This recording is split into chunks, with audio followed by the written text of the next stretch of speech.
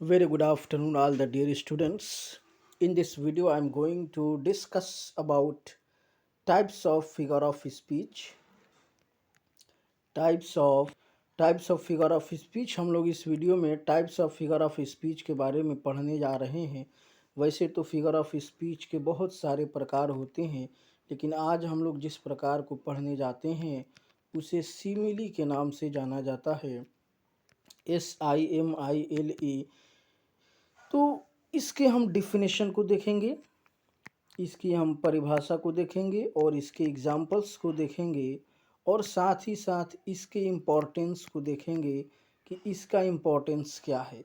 तो आइए सबसे पहले हम इसके एग्जाम्पल्स को देखते हैं, इसके डिफिनेशन को देखते हैं, ताकि हमें समझ में आए कि सिमिली का डिफिनेशन क्या होता है। आप स्क्रीन पे देख सकते हैं सिमिली के डिफिनेशन को। यहाँ लिखा हुआ है कि simile is a figure of speech. The first sentence जो आपको लिखा हुआ है, simile is a figure of speech. Simile क्या है? एक फिगर ऑफ स्पीच है, एक अलंकार है, एक अलंकार का प्रकार है। ये करता क्या है? कंपेयरिंग। ध्यान से पढ़ें, इसमें लिखा है कंपेयरिंग टू अनलाइक थिंग्स। ये सबसे इम्पोर्टेंट बात है कि ये जो है ना, तुलना करता है दो अनलाइक थिंग्स के बीच में, ये तुलना करता है। आगे पढ़ते हैं, डायरेक्टली विथ सिमिलर क्वालिटीज़। अच्छा, तुलना भी करता है तो इनडायरेक्ट तुलना नहीं करता है, डायरेक्टली तुलना करता है। दो अनलाइक थिंग्स के बीच में तुलना करता है और उन दोनों अनलाइक थिंग्स की क्वालिटीज़ एक जैसी होती हैं, सिमिलर क्वालिटीज़ होती हैं। Often introduced by like or as, often introduced by like or as, like or as। यहाँ आप देख सकते हैं, इसकी एक विशेष पहचान ये होती है कि जब भी तुलना किया जाता है सेंटेंस में दो अलग अलग चीज़ों का विद द सिमिलर क्वालिटीज़, तो उस तुलना करने के लिए जिन शब्दों का प्रयोग किया जाता है वो शब्द और एज लाइक और एज होते हैं। तो डिफिनेशन को एक बार हम ध्यान से समझेंगे और ताकि हमारा और भी चीज़ें क्लियर हो। सबसे पहले ये चीज़ें आप क्लियर कर लें कि जो सिमिली है वो एक फिगर ऑफ स्पीच है, अलंकार का एक प्रकार होता है। ये करता क्या है? जैसे दो अलग अलग चीज़ें हैं, सपोज दैट एक चीज़ ये है, एक चीज़ ये है, ये ए है और ये सपोज दैट बी है। ये दोनों डिफरेंट हैं, ए और बी क्या हैं? डिफरेंट हैं। ये अलग अलग चीज़ें हैं, इनकी एंटिटी अलग अलग है, लेकिन इन दोनों के अंदर एक समानता है। वो क्या है? क्वालिटीज़। क्वालिटीज़, ये दोनों की क्वालिटीज़ के अंदर क्या है? सिमिलैरिटीज़ है। क्या है? सिमिलैरिटीज़ है, यानी दोनों की जो क्वालिटी है ना वो सिमिलर है, लेकिन ये दोनों ही अलग अलग चीज़ें हैं। ए एक अलग व्यक्ति है या अलग वस्तु है या अलग कॉन्सेप्ट है, बी एक अलग व्यक्ति है, अलग वस्तु है या अलग कॉन्सेप्ट है। दोनों अलग अलग हैं, लेकिन दोनों की क्वालिटीज़ क्या है? सिमिलर है, एक दूसरे से मिलता जुलता है। जैसे उदाहरण के तौर पर अगर हम देखते हैं कि अगर ए ब्लैक कलर का है तो बी भी ब्लैक कलर का है।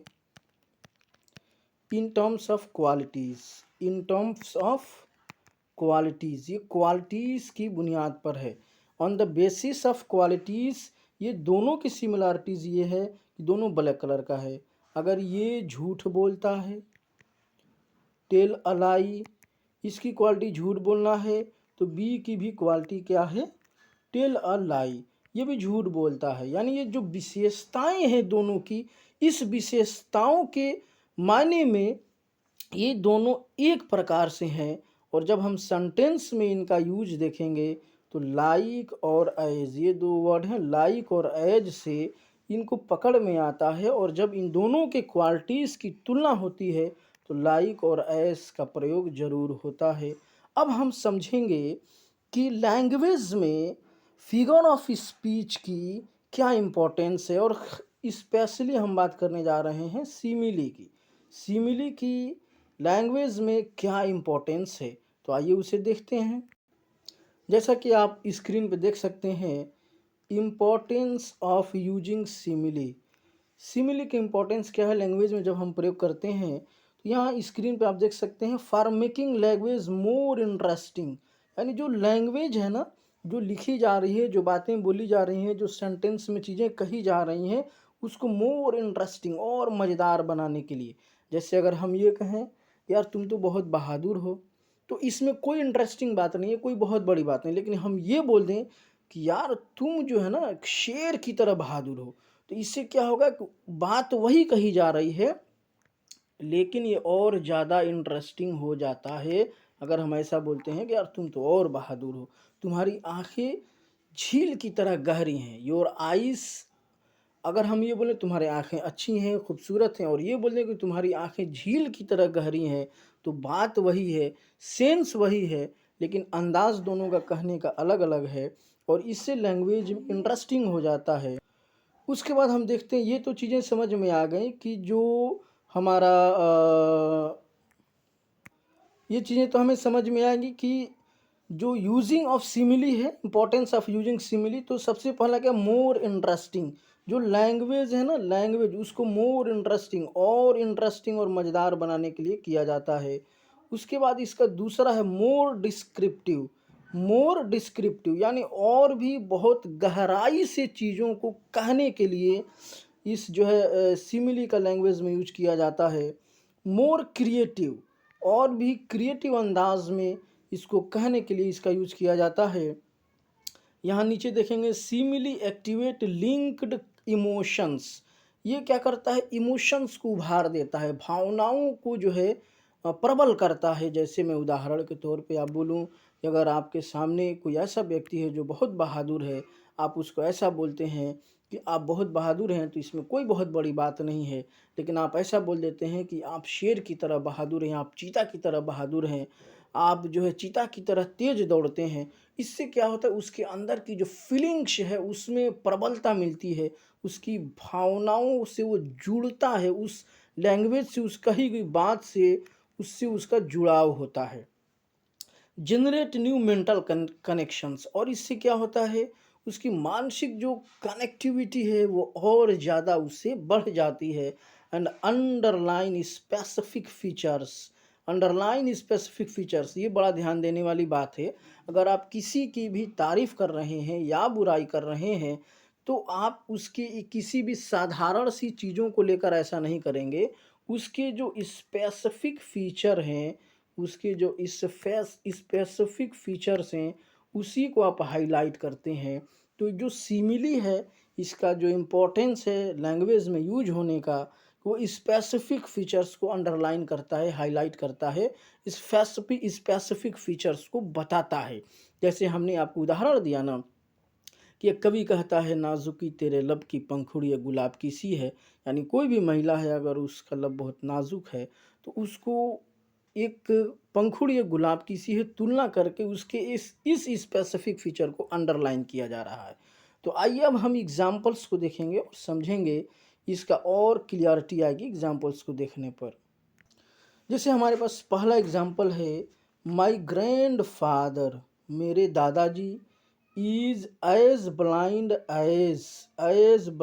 As bat without spectacles. अब ध्यान से एक एक चीज़ को हम यहाँ समझेंगे कि माई ग्रैंड फादर, मेरे दादाजी उतने ही अंधे हैं जैसे कि उल्लू अंधा होता है। हम सब जानते हैं कि उल्लू को दिन में दिखाई नहीं देता है, तो जितना उल्लू अंधा होता है उतना ही हमारे ग्रैंडफादर अंधा है, विदाउट स्पेक्टिकल्स यानी बिना चश्मे के। और हमने आपको बताया है कि जब भी आप जो है सिमिली का यूज़ किया जाता है, तो या तो एज का प्रयोग होता है या तो लाइक का प्रयोग होता है। तो यहाँ देखिए एज आया है, एज से ही कंपैरिजन किया जाता है। तो यानी ग्रैंडफादर उतने अंधे हो जाते हैं बिना चश्मे के जितना कि एक उल्लू हो जाता है। यहाँ दूसरा एग्जाम्पल हम देखेंगे, while all of us were panicking just before the declaration of the results. यानी रिजल्ट्स का जब डिक्लेरेशन होने वाला था, घोषणा होने वाला था, अनाउंस होने वाला था, रिजल्ट जब बाहर आने वाला था, तो तो सारे लोग क्या थे, पैनिक थे, डरे हुए थे। जाहिर सी बात है, ऐसा होता है स्टूडेंट्स के साथ। एसरा was as cool as cucumber, लेकिन यहाँ बोला जा रहा है एसरा।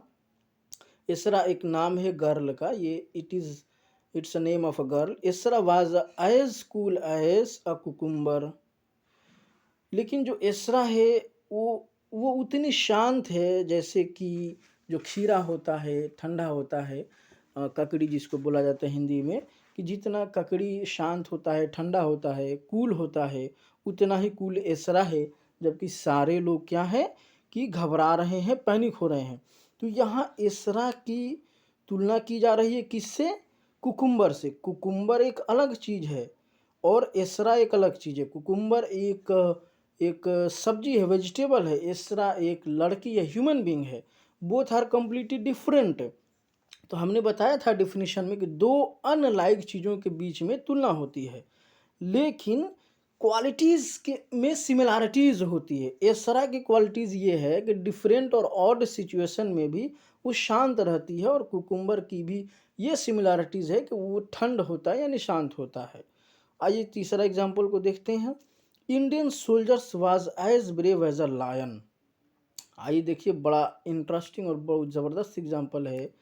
एग्जाम्पल नंबर 3 है, इंडियन सोल्जर्स, भारतीय सोल्जर्स, फौजी, was as brave as a lion. ध्यान से अब समझें इसको। अगर समझ जाते हैं तो सारा कॉन्सेप्ट क्लियर हो जाता है। एक वर्ड है लायन, एक वर्ड है हमारा इंडियन सोल्जर्स, राइट। लायन एक एनिमल है, सोल्जर्स ह्यूमन बीइंग है। दोनों अलग अलग हैं, लेकिन दोनों की क्वालिटी क्या है कि लायन भी ब्रेव होता है और हमारे सोल्जर्स भी ब्रेव होते हैं। तो in the terms of qualities दोनों के अंदर सिमिलैरिटीज पाई जाएंगी। यानी जो लायन है उसके अंदर भी सिमिलैरिटीज पाई जाएगी, और जो इंडियन सोल्जर्स है उसके अंदर भी सिमिलैरिटीज पाई जाएगी। लेकिन लायन और इंडियन सोल्जर्स दोनों के अंदर एक सिमिलैरिटीज ये है कि दोनों क्या हैं, ब्रेव हैं। तो अब मैं समझता हूँ कि इतना डीप एक्सप्लेनेशन करने के बाद आपको समझ में आ रहा होगा। और इस जो ब्रेव जो क्वालिटीज़ है, इसको बताने के लिए जिन चीज़ों का यूज हो रहा है वो किसका यूज हो जा रहा है, एज का यूज हो रहा है। और हमने आपको बताया है सिमिली एक ऐसा फिगर ऑफ स्पीच है जो दो अनलाइक थिंग्स के बीच कंपैरिजन को दिखलाता है। वो डायरेक्टली यहाँ लायन और इंडियन सोल्जर्स के बीच में डायरेक्ट कंपैरिजन किया जा रहा है। और अनलाइक थिंग्स है यानी दोनों अलग अलग चीज़ें हैं, लायन अलग चीज़ है और सोल्जर अलग चीज़ है, लेकिन क्वालिटीज़ में सिमिलरिटीज़ होती है। लायन भी ब्रेव होता है और सोल्जर्स भी ब्रेव होता है, तो दोनों के बीच क्वालिटीज़। और जिस वर्ड से, जिस फिगर ऑफ स्पीच से इन चीज़ों को बताया जाता है वो या तो एज होता है या तो लाइक होता है। तो यहाँ एज से बताया गया है। तो 3 एग्जाम्पल्स हमने यहाँ पर क्लियर करा है। आगे और एग्जाम्पल्स देखते हैं। आइए नेक्स्ट एग्जाम्पल देखते हैं। My wife Radhika is as busy as a bee in the morning. यानी मेरी जो वाइफ है ना राधिका, वो सुबह में इतना ज़्यादा बिजी होती है जैसे कि मधुमक्खी। मधुमक्खी जो होता है ना, बी का मतलब होता है मधुमक्खी। इसके बारे में ये कहा जाता है कि ये बहुत ज़्यादा बिजी रहती है, राइट। तो मधुमक्खी एक अलग चीज़ है और भाई साहब की वाइफ जो राधिका हैं ये एक अलग चीज़ है। दोनों अलग अलग एंटिटी है। दोनों के अंदर जो क्वालिटी है वो क्या है, बिजी। यानी ये भी बिजी, ये भी बिजी। तो तुलना तो दो अलग अलग चीज़ों के लिए हो रहा है, लेकिन दोनों की क्वालिटीज़ में सिमिलरिटीज़ है और दोनों की तुलना डायरेक्टली किया जाता है। तो यहाँ जिस शब्द से किया जा रहा है वो क्या है, एज। तो सिमिली एक ऐसा फिगर ऑफ स्पीच होता है जिसमें एज से या लाइक से, एज से या लाइक से ही उस तुलना को दिखाया जाता है। आइए अब हम देखते हैं 5 नंबर एग्जाम्पल को पढ़िए। Her face became as black as coal after being criticised. Her face became as black as coal. यहाँ देखिए, एज ब्लैक एज कोल। यानी कि वो जो लड़की है, यहाँ आप ध्यान से देखें, हर का यूज हुआ है। किसका यूज हुआ है? हर का। तो हर किसके लिए आता है भाई साहब? फीमेल के लिए आता है। अगर मेल के लिए आता तो ही जाता, ये फीमेल के लिए आया है। तो जो लड़की है ना, उसका चेहरा कैसा हो जाता? कोयले से भी ज़्यादा काला हो जाता है जब उसकी आलोचना की जाती है। तो लड़की का चेहरा और कोयला दोनों अलग अलग चीज़ें हैं, लेकिन दोनों के अंदर सिमिलरिटीज़ ये है कि आलोचना के बाद उसका चेहरा काला हो जाता है। कि कैसा काला हो जाता है? कोयले की तरह हो जाता है। और कोयले के अंदर क्वालिटी ये है कि वो भी जो है काले रंग का होता है। आइए छठ और एग्जाम्पल्स देखते हैं। Her eyes shown like diamonds. Her eyes, उसकी आंखें, शोन ऐसा दिखाई पड़ती हैं, लाइक डायमंड्स। यहाँ देखें, लाइक डायमंड्स, एक वर्ड का यूज हुआ है लाइक का। तो हमने बताया है सिमिली में या तो एज आता है या तो लाइक आता है। यहाँ कौन से सिमिली का यूज किया? लाइक का यूज किया गया है। और यहाँ अगर हम देखेंगे ध्यान से कि देखिए, डायमंड्स, डायमंड्स अलग चीज़ है और आइज़ अलग चीज़ है। दोनों ही अलग अलग हैं, डायमंड्स भी अलग है और आइज़ भी अलग हैं। लेकिन दोनों के अंदर सिमिलरिटीज़ ये है कि डायमंड भी चमकता है, चमकदार होता है।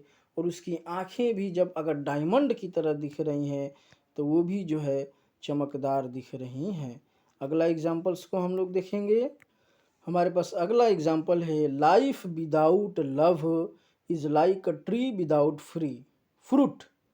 कितना अच्छा एग्जाम्पल है। यहाँ भी जो फिगर ऑफ स्पीच आया है सिमिली का, वो लाइक का यूज किया गया है। लाइफ विदाउट लव यानी बिना प्यार का जो जीवन है वो उस पौधे के समान है, जिस पौधे, जिस पेड़ और जिस दरख्त पे फल नहीं होता है। ध्यान से समझें कि ज़िंदगी बिना प्यार के ये एक अलग चीज़ है और पेड़ बिना फल का ये भी एक अलग चीज़ है। लेकिन दोनों के बीच समानता ये है कि बिना प्यार का जीवन का कोई मतलब नहीं रह जाता है और बिना फल का जीवन का कोई मतलब नहीं रह जाता है। एग्जाम्पल नंबर 8 देखेंगे। All those moments will be lost in time like tears in rain. यहाँ भी लाइक का यूज किया गया है। ध्यान, ऑल दोज मोमेंट्स, वो सभी लम्हे, will be lost in time, एक समय में ख़त्म हो जाते हैं। लाइक टीयर्स इन रेन, जैसे कि वर्षा में आंसू धुल जाते हैं। तो दोनों के अंदर सिमिलरिटीज़ क्या है? समय के साथ जैसे आपका सारी यादें, लम्हे, मोमेंट्स सब ख़त्म हो जाते हैं, उसी प्रकार से वर्षा में आपके आंसू ख़त्म हो जाते हैं। इन दोनों के बीच में सिमिलरिटीज़ है और दोनों को दिखाने के लिए लाइक का यूज किया गया है। डियर स्टूडेंट्स, हम आपको बताना चाहते हैं, अगर आप कंफ्यूज हों, आपको समझ में ना आए, अगर आपको मतलब ही ना समझ में आए सेंटेंस का, तो ऐसी स्थिति में आप कैसे पता करेंगे कि ये इसमें कौन से फिगर ऑफ स्पीच का यूज किया गया है? जिस सेंटेंस में आपको लाइक देखने को मिल जाए, जिस सेंटेंस में आपको एज देखने को मिल जाए और दोनों के बीच में कंपेयर किया गया हो, इतना तो समझ में आ ही जाएगा। तुलना किया गया हो तो आप समझ लेना वो सिमिली है, राइट। तो अगर आपसे प्रश्न पूछा, अगर कोई सेंटेंस दे दिया और बोलता है कि find out which figure of speech used in this sentence, कि आप इस सेंटेंस में कौन से फिगर ऑफ स्पीच का यूज किया गया, आप फाइंड आउट करो। तो आप सिंपली, अगर लाइक और एज दिख रहा है और कंपैरिजन दिख रहा है, तो आप सिंपली सिमिली के ऊपर ट्रिक आउट कर देंगे। एग्जाम्पल नंबर 9 को हम लोग देखेंगे। Let's read the example number 9। You look like your brother. ये ध्यान से समझें, एक व्यक्ति है यू और एक व्यक्ति है ब्रदर, राइट।